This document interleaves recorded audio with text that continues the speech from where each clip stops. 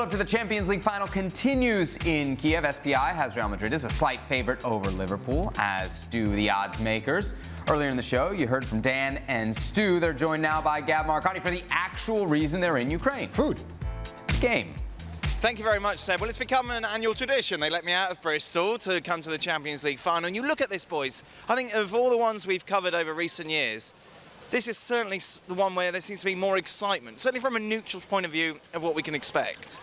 Well, because there's two teams that play great attacking football. I don't think Real Madrid have been at their best this year, but they've been involved in some great Champions League games. And Liverpool, when they counter-attack and they play that pressing game, and there's all areas of the pitch where there's going to be great tactical battles, which we can talk about later. But you know, there's some key battles. And I would say Salah. How are Real Madrid going to deal with Salah? How are Liverpool going to deal with Marcelo going the other way? You know, that's a key battle. Casemiro, if he plays, I think Liverpool will press him and press him and press him, because on the ball, he's not very good, and he's the player that could keep giving the ball away, and Firmino kept on running off of him. That could be another key battle. Gab, you think in your basement with your 4 TV screens and all the dross you watch over the season, this should be absolutely brilliant, shouldn't it? I think so, Dan. I mean, these aren't necessarily the two best teams in Europe, but they're two teams that on the night when everything's clicking, I think they're almost about as fun to watch as anybody. And the fact that we know that Liverpool are going to attack Real Madrid, and it's going to be so fascinating to see how does Zidane react to it. So many attacking options, so many combinations, especially in that front three. It's going to be fascinating.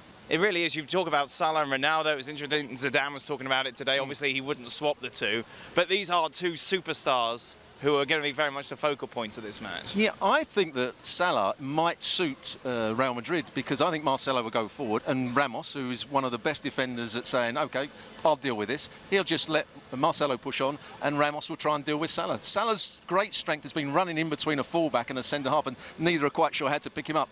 In this game, I think Ramos will just say, I'll pick him up, I'll deal with him, we'll go from there. I mean, the other end, you've got Ronaldo, a little bit of a dip in form over recent weeks, but this is, of course, a stage in which he normally shines.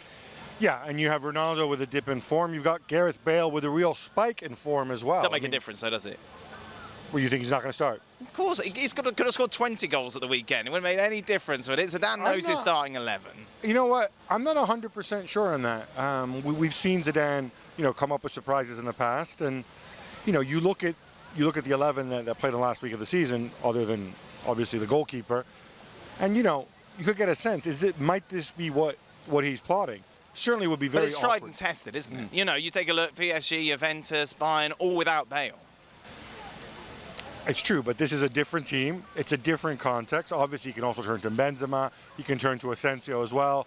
But, in terms of riding the form guy, the idea of Bale running the space if the fullbacks get forward, I think that's got to have its allure as well. I'm not saying it's going to happen.